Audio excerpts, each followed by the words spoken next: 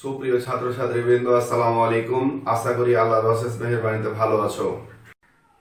আজকে আমরা রসায়নের কয়েকটি গুরুত্বপূর্ণ বিষয় সম্পর্কে আলোচনা করব। তোমরা মনোযোগ সহকারে বোঝার চেষ্টা করবে ইনশাআল্লাহ। চলো দেখি বিষয়গুলো নিয়ে আমরা আলোচনা করি। এক মোল, দেখো যে এক মোল কথাটি লেখা আছে এখানে। এক মোল কথাটির অর্থ কি? এক মোল কথাটির অর্থ হচ্ছে কোন পদার্থের পরমাণুর ক্ষেত্রে পারমাণবিক ভরকে এবং অণুর ক্ষেত্রে আণবিক ভরকে যদি গ্রামে প্রকাশ করা যায়, তাহলে যে পরিমাণ পাওয়া যায় সে পরিমাণটিকে বলা হয় এক মোল। আবারও শোনো, কোনো পদার্থের পরমাণুর ক্ষেত্রে পারমাণবিক ভরকে এবং অণুর ক্ষেত্রে আণবিক ভরকে যদি গ্রামে প্রকাশ করা যায়, তাহলে পরে যে পরিমাণ পাওয়া যায় সে পরিমাণকে বলা হয় এক মোল। এই আণবিক ভর বা পারমাণবিক ভর প্রকৃত ভর নয়, এটি হচ্ছে আপেক্ষিক ভর। এটি হচ্ছে আপেক্ষিক ভর। তাহলে পরে আমরা দেখলাম যে এক মোল কি। এখন দেখি আমরা যে অক্সিজেনের ক্ষেত্রে পারমাণবিক ভর হচ্ছে 16। অক্সিজেনের পারমাণবিক ভর 16কে যদি আমরা গ্রামে প্রকাশ করি, তাহলে যে পরিমাণ পাবো সেই পরিমাণকে বলা হবে এক মোল অক্সিজেন। আবার যদি পানি আমরা নিই, তাহলে পানির আণবিক ভর হচ্ছে 18। আপেক্ষিক আণবিক ভর যেটা 18, এই 18কে গ্রামে প্রকাশ করলে যে পরিমাণ পাওয়া যায় সেই পরিমাণকে বলা হয় এক মোল পানি। এক মোল পানি আর হচ্ছে এক মোল অক্সিজেন। এক মোল পানি আর এটা হচ্ছে এক মোল অক্সিজেন। তাহলে পরে আমরা দেখলাম যে এক মোল পরমাণুর ক্ষেত্রে কি আর এক মোল অণুর ক্ষেত্রে কি, আমরা এটা বুঝতে পারলাম। এবার দেখি মোলার আয়তন। এক মোল পরিমাণ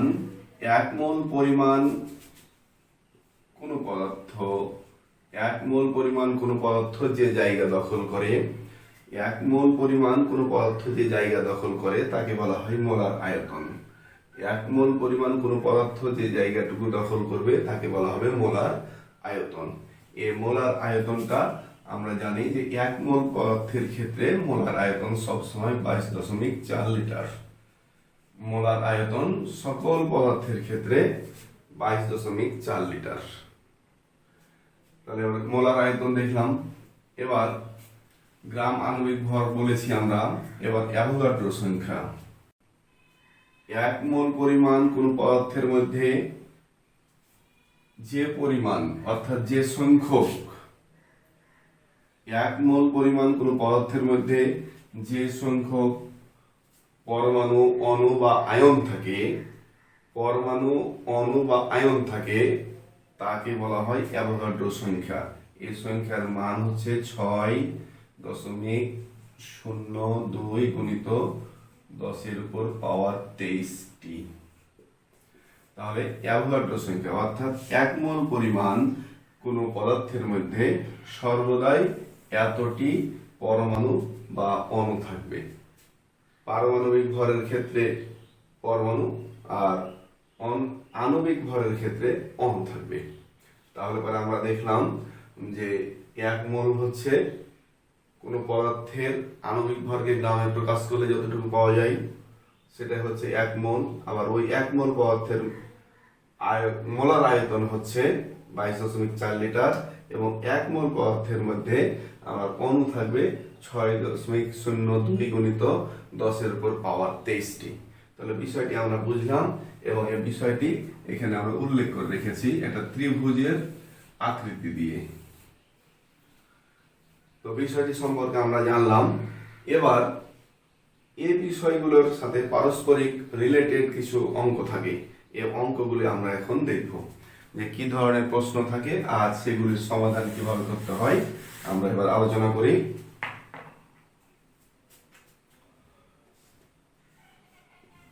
22 গ্রাম কার্বন ডাই অক্সাইডের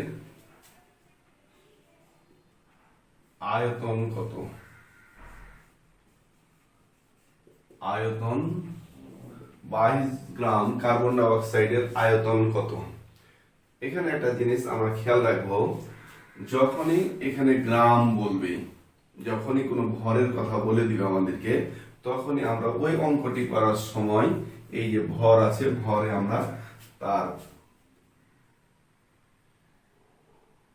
মোট আণবিক ভর কত সেটা আমরা লিখবো এখানে।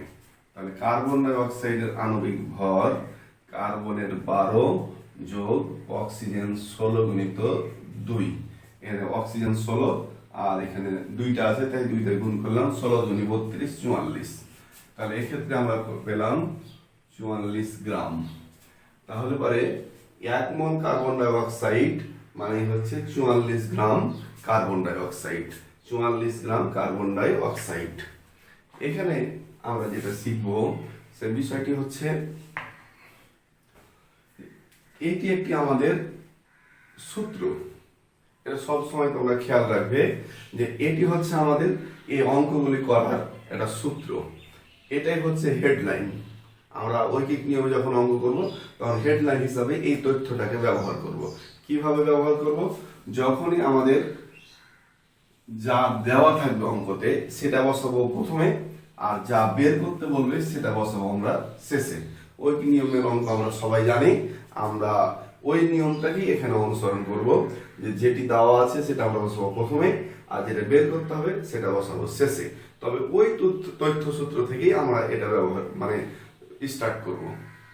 তাহলে দেখি আমরা যে 22 গ্রাম কার্বন ডাই অক্সাইডের আয়তন কত চেয়েছে, আয়তন আর দেওয়া আছে তোমার ভর।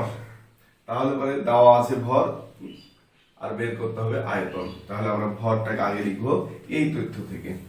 কত গ্রাম ভর? 44 গ্রাম। তাহলে 44 গ্রাম কার্বন ডাই অক্সাইডের আয়তন 22.4 লিটার। 22.4 লিটার। এই ফ্লো চার্ট থেকেই আমরা এটা লিখবো সব সময়। তাহলে অতএব 1 গ্রাম কার্বন ডাই অক্সাইডের আয়তন 22.4 বাই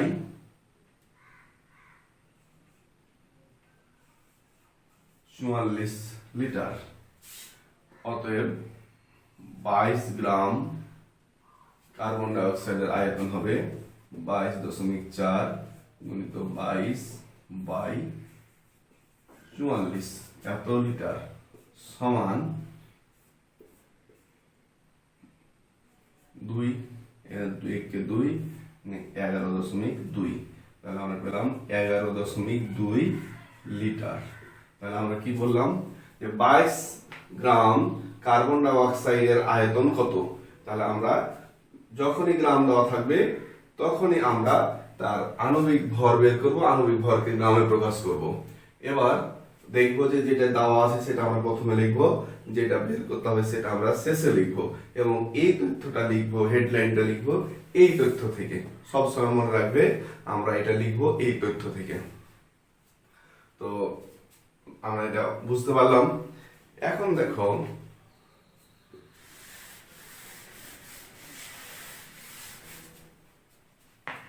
যদি এখানে আয়তন না বলে বলতো যে 22 গ্রাম কার্বন ডাই অক্সাইডে 22 গ্রাম কার্বন ডাই অক্সাইডে কতটি অণু আছে, কতটি অণু আছে, প্রশ্নটা যদি এমন হতো তাহলে পরে আমরা কি করতাম, যেহেতু গ্রামের কথা বলা হয়েছে আমরা গ্রাম লিখলাম 44 গ্রাম, বের করতে হবে অণুর সংখ্যা, তাহলে সম্পর্কটা আমাদের এই দুটির মধ্যে হতো। ভালো করে খেয়াল করো যে দেওয়া আছে গ্রাম আর বা ভর, আর বের করতে হবে অণুর সংখ্যা। তাহলে পরে আমরা লিখব যে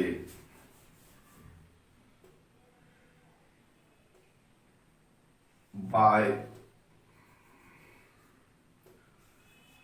44 গ্রাম কার্বন ডাই অক্সাইডে অণু আছে 6.02 গুণিত 10⁻23টি।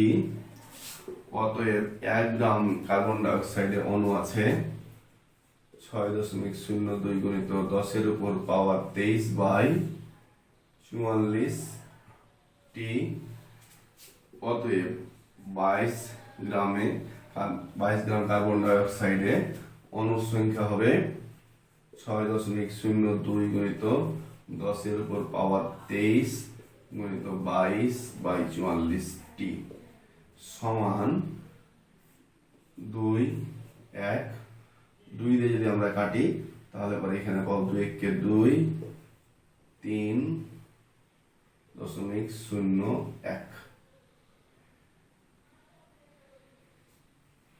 তাহলে পরে আমরা পাচ্ছি 3 গুণিত 3.01 গুণিত 10 এর উপর পাওয়ার 23 টি। তাহলে পরে আমরা দেখলাম যে 22 গ্রাম কার্বন ডাই অক্সাইডের অণু সংখ্যা কত। তাহলে পরে আমরা দেখব সূত্রটি বললাম বারবার করে যে যখন গ্রাম দেওয়া আছে তখন আণবিক ভরকে গ্রামে প্রকাশ করব এবং সেটি হবে হেডলাইন আমাদের কার সাথে সম্পর্ক অণুর সাথে। তখন আমরা হেডলাইনে এই তথ্যচিত্র থেকে লিখে দিলাম, লেখার পরে আমাকে যেটা বের করতে বলেছে আমরা সেটা শেষ লাইনে লিখে এখানে গুণ ভাগ করে আমরা উত্তরটা বের করব। আশা করি অঙ্কটা তোমাদের কাছে খুব ক্লিয়ার হয়েছে। এবার দেখো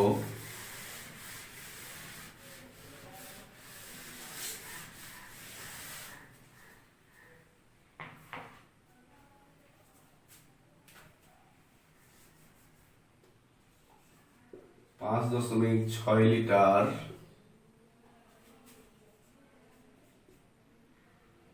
অ্যামোনিয়া এর ভর কত। তাহলে ভাই এত লিটার অ্যামোনিয়া এর ভর কত, ভর চেয়েছে। যখনই ভরের সাথে সংশ্লিষ্ট হবে তখনই আমাদের আণবিক ভরটা বের করে নিতে হবে। তাহলে পরে অ্যামোনিয়ার আণবিক ভর নাইট্রোজেন 14 যোগ 1 গুণিত 3 সমান হচ্ছে 17 গ্রাম। তাহলে আমরা দেখলাম যে অ্যামোনিয়ার ভর এত গ্রাম। যখনই ভর সংক্রান্ত কথাবার্তা আসবে তখনই আমরা এটা আণবিক ভর দিয়ে গ্রাম বসিয়ে দেবো আমরা। এবার দেখি যে এত লিটার অ্যামোনিয়ার ভর কত। তাহলে সম্পর্ক লিটার এবং ভরের মধ্যে সম্পর্ক, তাহলে এ দুটার মধ্যে আগে বসবে লিটার পরে বসবে ভর। তাহলে পরে আমরা লিখব 22.4 লিটার অ্যামোনিয়া এর ভর 17 গ্রাম। 17 গ্রাম এটাই সম্পর্ক আমরা জানি, এখান থেকে বসাতে হবে হেডলাইন। অতএব 1 লিটার অ্যামোনিয়ার ভর 17/22.4 গ্রাম।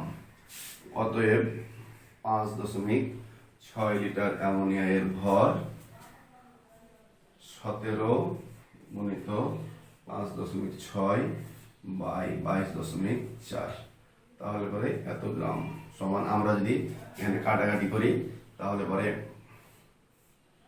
4 পাবো আমরা, 4 6 24 2 4 পাবো। তাহলে পরে এবার 4 কে 17 দিয়ে যদি আমরা ভাগ করি 4 4 16 দশমিক 4 দুগুণে 8 5 তাহলে পরে আমরা পাবো এত গ্রাম। তাহলে দেখো যে এত লিটার অ্যামোনিয়া এর ভর কত। তাহলে পরে আমরা বারবার বলেছি যখন ভর আসবে তখন আমরা আণবিক ভরকে গ্রামে প্রকাশ করব। তারপর একটা দেওয়া আছে আর একটা বের করতে হবে। এটা আমরা এই ফ্লো চার্ট থেকে আমরা সুন্দরভাবে এটা হেডলাইনটা লিখবো, এবার যেটার মান বের করতে হবে সেটা ডান দিকে লিখবো। লেখার পরে এভাবে ঐকিক নিয়মে অঙ্কগুলো গুণ ভাগের মাধ্যমে প্রকাশ করব। আর এই গুণ ভাগ করার সময় আমরা সতর্কতার সাথে ক্যালকুলেটর ব্যবহার করব। তো আশা করি বুঝতে পারছো। এখন এখানে যদি বলা হয় যে এত লিটার অ্যামোনিয়াতে কতটি অণু আছে, কতটি অণু আছে, তাহলে সেই ক্ষেত্রে আমরা কি করব। দেখো তাহলে পরে এখানে লিটার আর অণু এ দুটার মধ্যে সম্পর্ক লিটার আর অণু দেওয়া আছে, লিটার বের করতে হবে অণুর সংখ্যা। তাহলে পরে আমরা প্রথমেই লিখব যে 22.6 4 লিটার 22.4 লিটার অ্যামোনিয়ার অণু আছে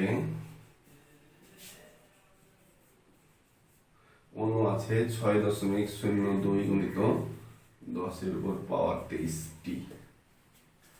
তাহলে পরে অতএব 1 লিটার অ্যামোনিয়াতে অণু আছে 0.2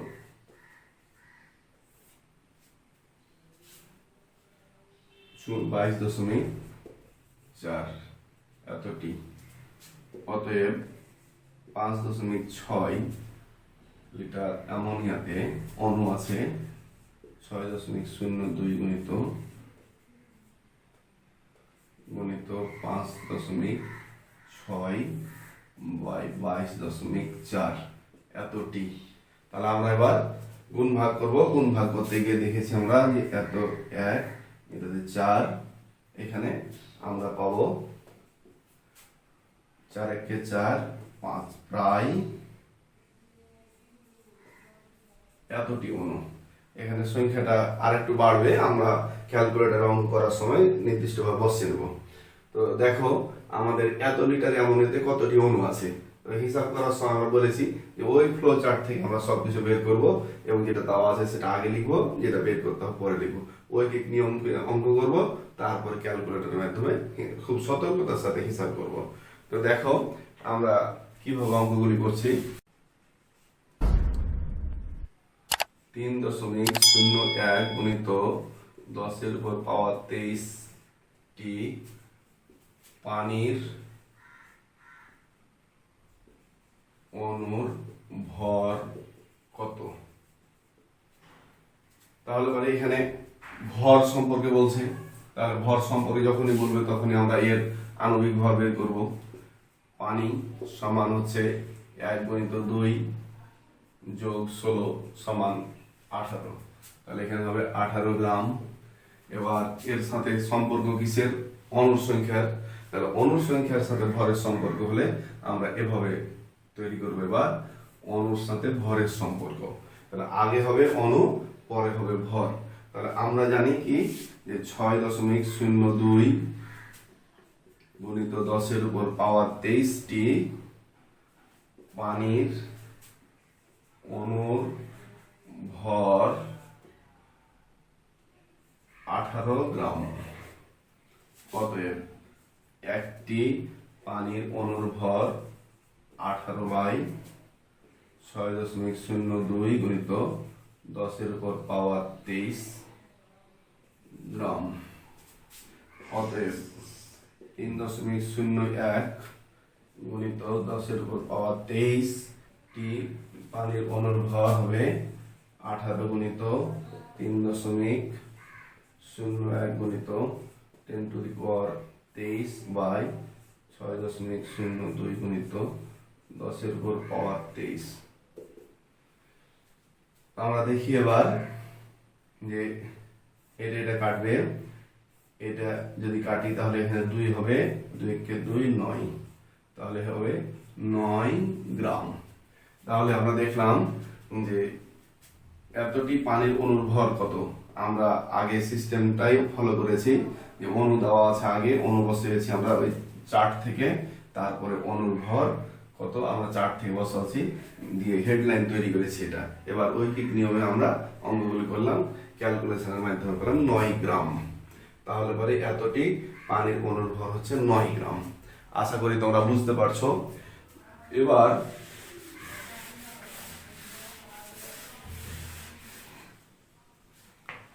আরেকটি বিষয় দেখো, যে যদি এখানে অণুর ভর না বলে যদি বলতো যে এতটি পানির অণুর আয়তন কত, আয়তন। এবার সম্পর্ক আয়তনের সাথে অণুর, আয়তনের সাথে অণুর সম্পর্ক আমরা সে অনুযায়ী লিখবো। আগে অণুর সংখ্যা লিখবো যে 6.02 গুণিত 10⁻23টি পানির অণুর আয়তন সমান 22.4 লিটার। অতএব একটি পানির অণুর আয়তন 22.4 লিটার বাই 6.02 গুণিত 10⁻23 লিটার। অতএব 3.01 গুণিত 4⁻23টি পানির অণুর আয়তন 22.4 গুণিত 3.01 গুণিত 10⁻23 বাই 6.02 গুণিত 10⁻23 এত লিটার সমান আমরা পাবো 23 কাটবে, এটা কাটলে হবে এখানে 1 এখানে 2 2 কে 2 11.2, তাহলে আমরা পেলাম 11.2 লিটার। তাহলে দেখো যে এতটি পানির অণুর আয়তন কত, তাহলে পরে আমরা নিয়ম অনুসারে এই চার্ট থেকে আমরা বসাবো হেডলাইন বসার পরে আমরা ক্যালকুলেশন করব, ঐকিক নিয়মে অঙ্ক সাজিয়ে ক্যালকুলেশন করব। ক্যালকুলেশনের সময় অবশ্যই সতর্কতা অবলম্বন করব। এখানে আরেকটি অঙ্ক তোমাদেরকে আমি দেখাবো।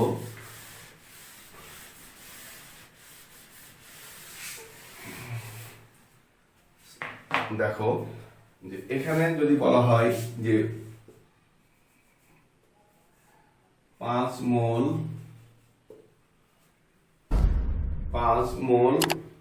অ্যামোনিয়ার আয়তন কত, 5 মোল অ্যামোনিয়ার আয়তন কত, তাহলে পরে আমরা দেখব যে 5 মোল অ্যামোনিয়ার আয়তন যদি আমরা বের করতে হয় বা যে কোনো পদার্থের বের করতে হয়, তাহলে পরে আয়তন চেয়েছে। আয়তন যেটা চাচ্ছে, এই যে আয়তন, এটা 1 মোলের কিন্তু আয়তন, এটা হচ্ছে 1 মোলের আয়তন। তাহলে 1 মোলের যদি আয়তন হয় তাহলে লিখব যে 1 মোল অ্যামোনিয়ার আয়তন 22.4 লিটার। অতএব 5 মোল অ্যামোনিয়ার আয়তন হবে 22.4 গুণিত 5 লিটার সমান 4 5 20, 2 5 2 10, 2 12, 5 2 10 আর 1 11, তাহলে এত লিটার সমান 112 লিটার। তাহলে আমরা দেখলাম যে এটা হচ্ছে 1 মোলের পরিমাণ, এটাও হচ্ছে 1 মোলের পরিমাণ, এটাও হচ্ছে 1 মোলের পরিমাণ। তা আমাদের যত মোল দিবে, আমাদের মোল দেওয়ার পরে যদি গ্রাম বলে, যে দেখা গেল যে 5 মোল পানির ভর কত, 5 মোল পানির ভর কত, তাহলে 1 মোল পানির ভর হচ্ছে আমাদের 18 গ্রাম, 1 মোল পানির ভর 18 গ্রাম। অতএব 5 মোল পানির ভর 5 18 90 গ্রাম। এখন যদি বলে যে 3 মোল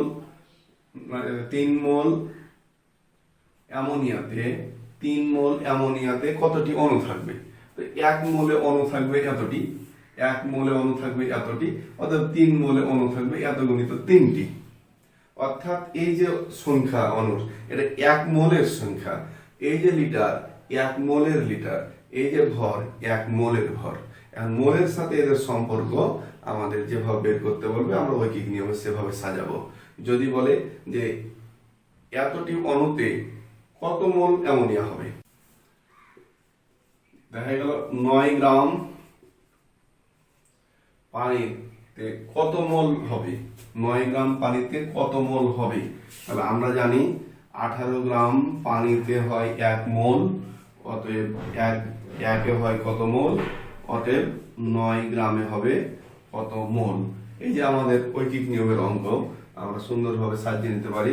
এখানে হলো 1 মোল, অতএব এত সমান 1/18 মোল, অতএব 9 গ্রাম সমান হবে 9/18 মোল, সমান হলো 0.5 মোল, 0.5 মোল। এভাবে আমাদের এখানে থাকতে পারে 11.2 লিটার হাইড্রোজেন ক্লোরাইডে কত মোল হবে, এত লিটার হাইড্রোজেন ক্লোরাইডে কত মোল হবে।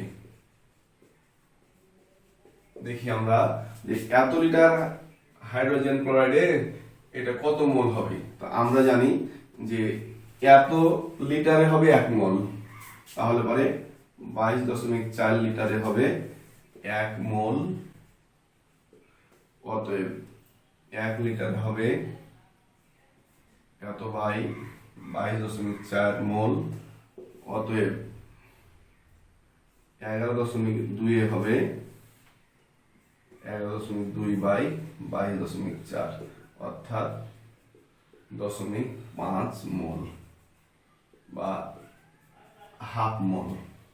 তাহলে আমরা দেখলাম যে এগুলোর সম্পর্ক হচ্ছে সব 1 মোলের সাথে।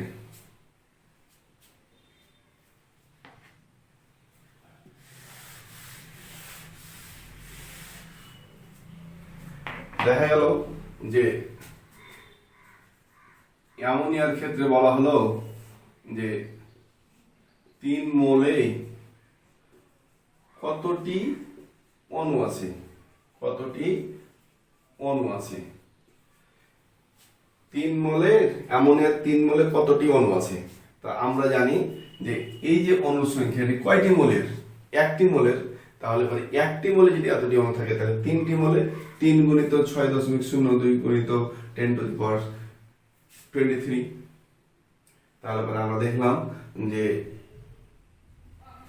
যখন মোলের সংখ্যা বাড়বে তখন এটার সংখ্যা বেড়ে যাবে। আবার যদি এদিক থেকে বলা হয় যে 3.01 গুণিত 10⁻23 এতটি অণুতে অ্যামোনিয়া কত মোল হবে, এতটি অণুতে অ্যামোনিয়ার কত মোল হবে। তাহলে পরে আমরা লিখব এতটি অণুতে হয় 1 মোল, অতএব একটিতে হয় কত মোল, অতএব এতটিতে হয় কত মোল। আশা করি তোমরা অঙ্কগুলো বুঝতে পারছো যে এখানে আমরা দুই ভাবে অঙ্কগুলো করলাম, মোল দিয়ে অঙ্ক করলাম আর এই আমাদের চার্ট দিয়ে অঙ্ক করলাম। তোমরা বারবার অঙ্কগুলি মনোযোগ সহকারে করবে এবং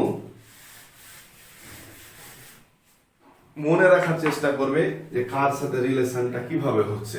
এখানে আরেকটি শেষ কথা আমি বলে শেষ করব যে এই যে কথাগুলি আমরা বললাম সেটা হচ্ছে প্রমাণ তাপমাত্রা ও চাপে, অর্থাৎ প্রমাণ অবস্থায়।